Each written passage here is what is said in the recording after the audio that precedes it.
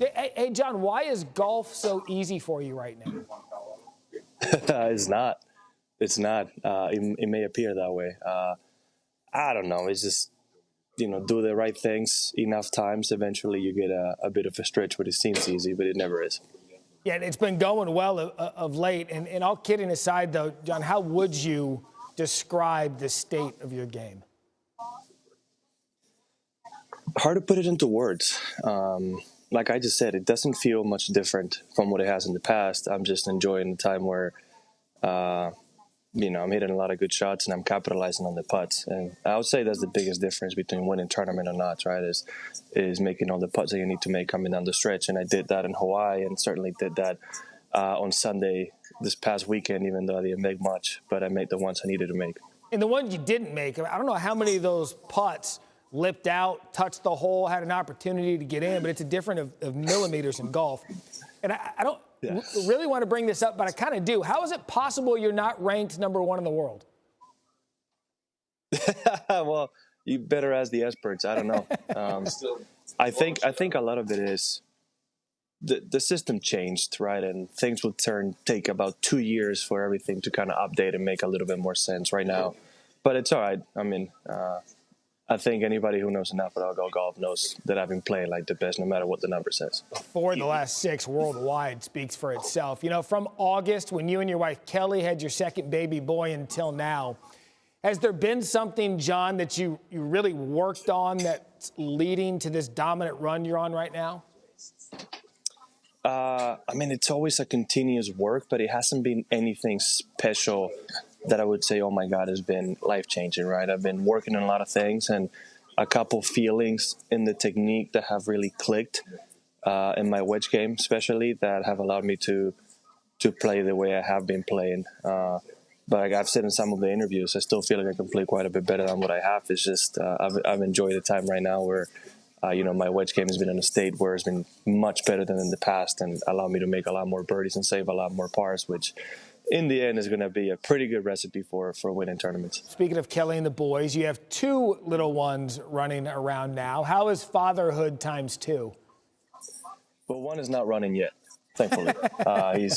He's just 5 months old. The older one, Kippa, is the Energizer Bunny. He wakes up, he runs nonstop until he crashes, and he keeps going again. And it's super entertaining. It's the one thing that's going to keep you grounded the most, right? Because no matter what I do or what I accomplish, they don't care. They shouldn't care, and they don't know, right? They just know they care about me being dad, and that's what I should care about at that moment. And it's very grounding, very humbling, because when I get home and the tournament's over and I'm with them, it goes away. It's like, okay, that's over. I'm dad. I still need to feed him, shower him, put him to bed, etc. Right? So in that sense, it's such a blessing, amongst many other things, right? But a bit more hectic of a lifestyle, a lot more suitcases to travel with, a lot more people to travel with, but it's all welcomed. It's been very, very enjoyable, and especially since Eneko was born in August, it's been a lot of fun. More accurate and effective right now, your wedge game or your diaper changing skills? I'm away a lot. I must say I've had a lot more practice on my wedge game than my diaper change game as of late. Early on with Kip, I was a lot more hands-on, but it's man-to-man defense right now, right? So whoever you get. That's all you can do. Speaking of man-to-man defense, you had golf influences coming up in Spain, but you actually idolized an all-time NBA great here in the U.S. while you were playing your college golf at ASU. You loved his work ethic and intensity. Who was it? Kobe. It's actually a few years ago in this tournament on a Sunday when my wife Kelly came in to score and let me know that Kobe had passed. What people don't know is that I had a meeting arranged with Kobe for 2 days after that Sunday. So on Tuesday, I was going to go meet him at Orange County. It's just, listen, like many people, and we saw also their reaction, the way he approached his lifestyle and his craft really spoke to me and really kind of took a lot of information on how to do what I have to do and what I want to do. But there's been a lot more like him, right? I've gotten decently close with Michael Phelps and, like I mentioned in the press conference, with J.J. Watt and Zach Ertz. And those are all great athletes that have shown me what it takes to be one of the best athletes in the world, right? And some of the things that I've been applying as of late that have really, really changed the way I feel physically. So, still learning from all of them. I honestly wanted to ask Kobe, we just touched on it, how the heck did he practice the way he did and still have the impact he'd had as a father with his daughters, right?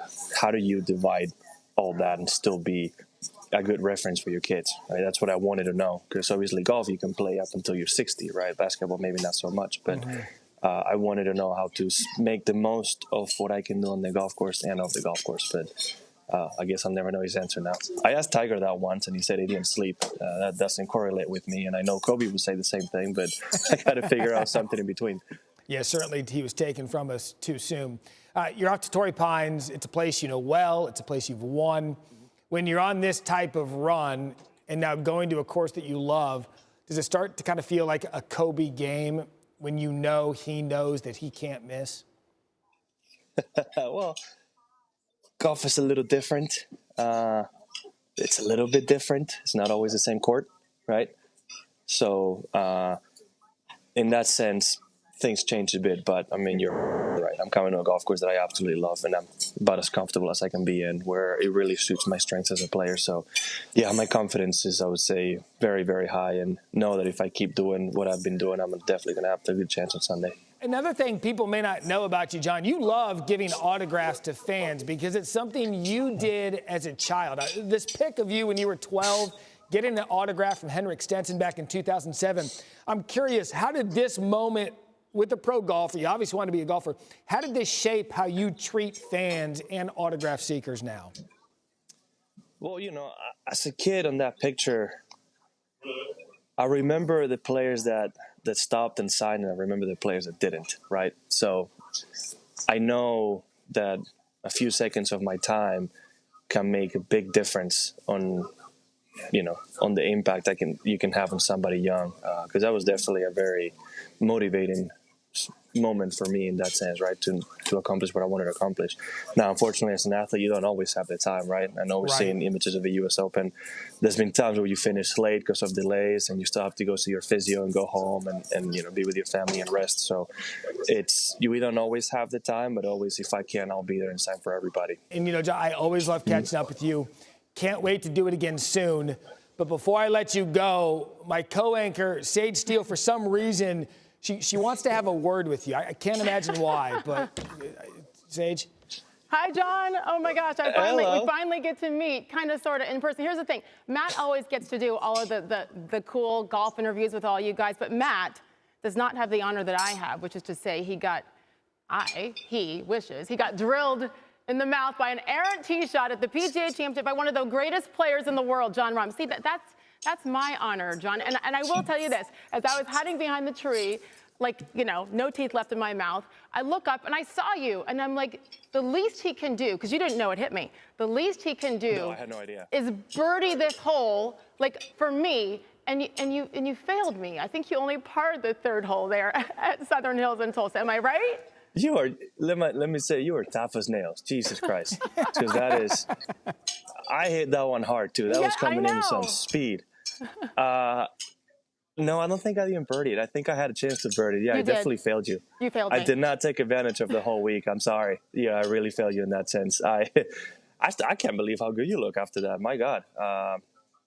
I honestly was oblivious. I didn't even realize what happened until after the round. So I can also say thank you for that, because that would have definitely affected me for the rest of the round. Had I known, I would have done that to you. So thank you for your professionalism in that sense. That's incredible. No. I can't believe I didn't hear anything. I mean, not one complaint, nothing. And when they told me what happened, I could not believe it. So I'm sorry. Again, no. I'm really sorry. Please, there's no sorries. And Matt was there in the hospital with me, and I'm like, because he was talking to your agent, I think, and I said, don't let him know. I couldn't talk, but I said, don't let him know. I don't want this to take away from him. I will say this. I have 8 beautiful new teeth. I got a new grill out of it, Jon. So I think this is a win. I don't know if you needed them, but I always have, I always hear people trying to make up excuses to get veneers in a way, so. Rambo, remember, you're a power fade guy. Power fade. Stay away from that other garbage and you'll be good to go.